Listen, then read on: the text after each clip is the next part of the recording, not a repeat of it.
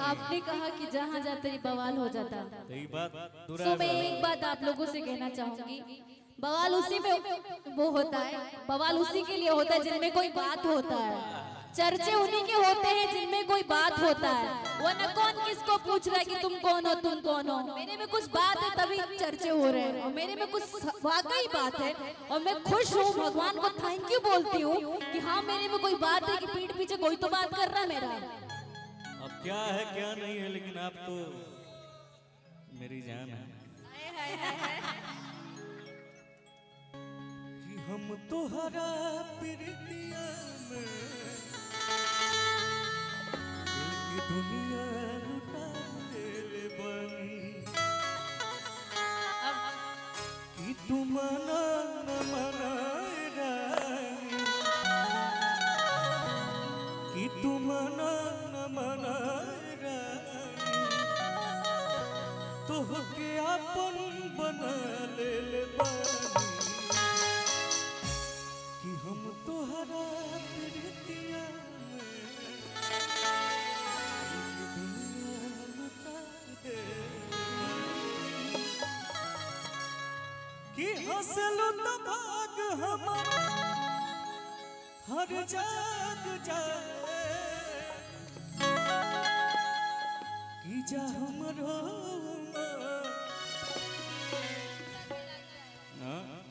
तोहरा के लाग जाए। क्या बात है, लेकिन डिम्पल जी कुछ बोल नहीं रही है, इसके लिए बहुत मेरे को दुख हो रहा है। नहीं नहीं ऐसा कुछ नहीं, लेकिन कि तुम्हें कोई और देखे तो जलता है दिल। अब क्या है क्या नहीं है, लेकिन रियल बताई तो आपको कोई और देखता है तो हमके बहुत तकलीफ होला भैया। कि बड़ी मुश्किलों से संभलता है दिल। कि क्या क्या जतन करते हैं तुम्हें क्या पता। कि हमें तुमसे प्यार कितना ये हम नहीं जानते, मगर जी नहीं सकते। रियल बताओ तुम्हारे बिना। ए विनय भाई, तुमसे प्यार कितना। विनय भाई हो, बड़ा पुराना संगति है डिम्पल जी हमारे, कम से कम 10 साल भैया 8-10 साल पुराना संगति है सन। कहाँ जाता निकार हुआ अजीत भैया आइए। आई ना है ना। अरे बिना रोरा महफिल सुनाबा महाराज। आपके देख के कुछ सीखे के मिलेला बचपन से भैया के टीवी में आज रियल दर्शन भइल बा। हमरा खातिर तो बहुत बड़ सौभाग्य। आज मैं जो कुछ भी हूँ इनकी वजह से हूँ। हम सोचब कि तोहसे प्यार हम करीले कितना, हम दोसर कह दी सब जना के प्यारे हो जाता हमरा कि से। तुम तो ठहरे परदेसी। अब मेरी क्या गलती है, सब जब सबको मेरे से प्यारी हो जाता है तो प्यार करने वाले इतने हैं कि मैं क्या ही बोलूं। अब किस किस को दिल दिया जाए। मैंने कह दिया कि हम सब केहू के तो प्यार हो जाता है भैया, लेकिन आप केकरा से प्यार करीला। हम जिससे करते हैं वो दुनिया को पता है कि हम किससे करते हैं, और आजीवन उसी इंसान से करते रहेंगे। केहू कुछ बोले कुछ जाए, बस मेरा जिससे प्यार है वो आजीवन रहेगा, था है और रहेगा। झमकावला से हुई।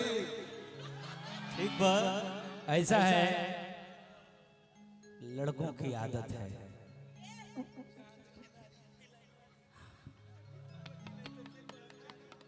अरे अभी डिम्पल अच्छा लगा तारी, तनी देर में पर्दा से डिम्पल होने चाहिए कि नहीं और जानी आई है वो अच्छा लागे लगी।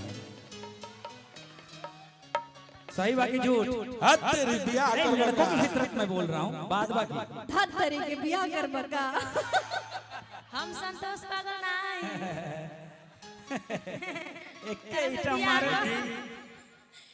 उनसे तो प्यार है ही, लेकिन कबो हमरो खातिर तो सोच ली सरकार। भैया कितना न टेढ़ चल चला भैया कि कब हमरो नंबर अरे डायल कला यानी कब हमरो नंबर पे फोन आवे के चाहिए ना भैया भाग रे हई सुना हमार बात सुन कि 2-4 कट्ठा तोरा नामे रही ऐ छोट मोट सौदा हम ना करनी हती हती प्यार करते हैं प्यार क्या करते हैं अरे 2-4 बीघा बीघा बीघा बोलती है ऐ कौन चमरवा हो ऐ सुना लाइन ए डिंपल जानते बाजार में लिख दो अरे बहियार के चेमर तोरा नामे रही अरे ई धान साला कवन कामे रही यही से कहता नहीं हाँ? कि जवाना कॉलेजवा में करेलू पढ़ाई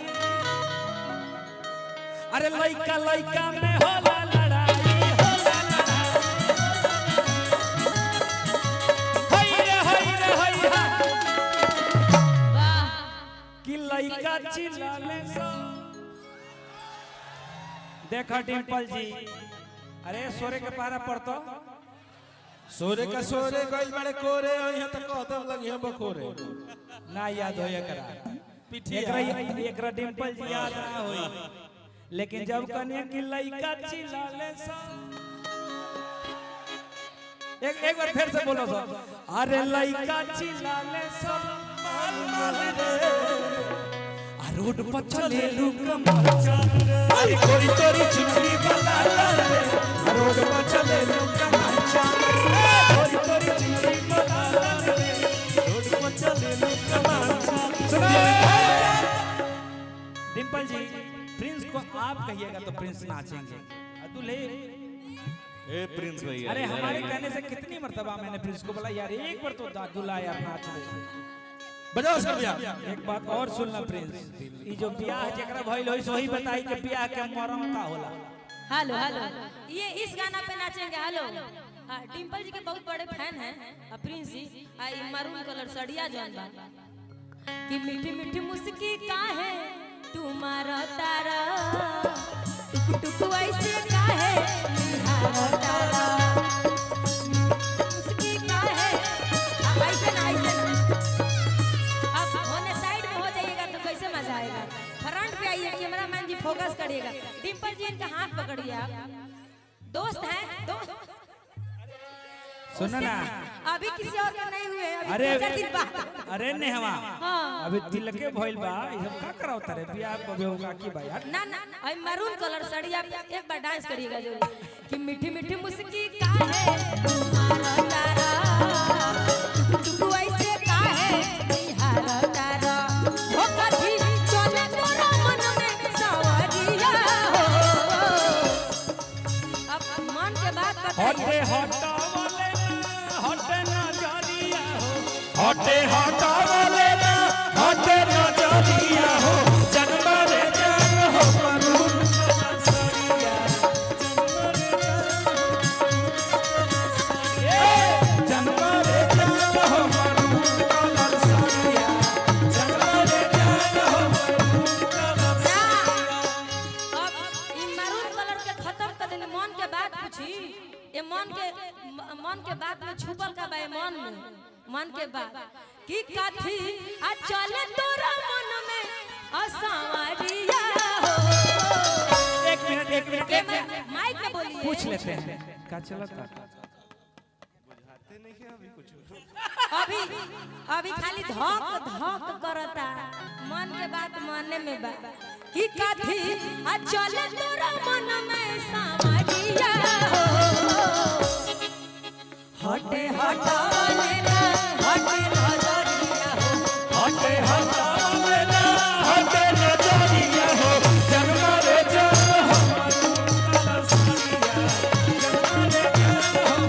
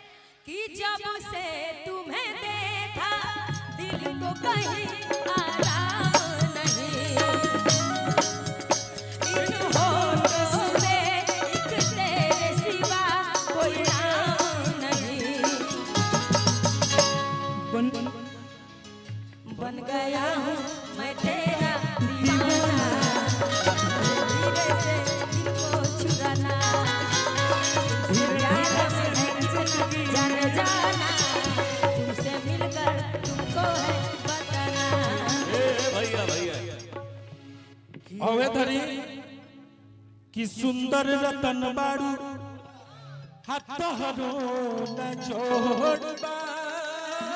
अरे बाबा बिकी बबुआ जिया हम सरखिया कहले माल बहुते बेजोड़बा बहुते बेजोड़बा।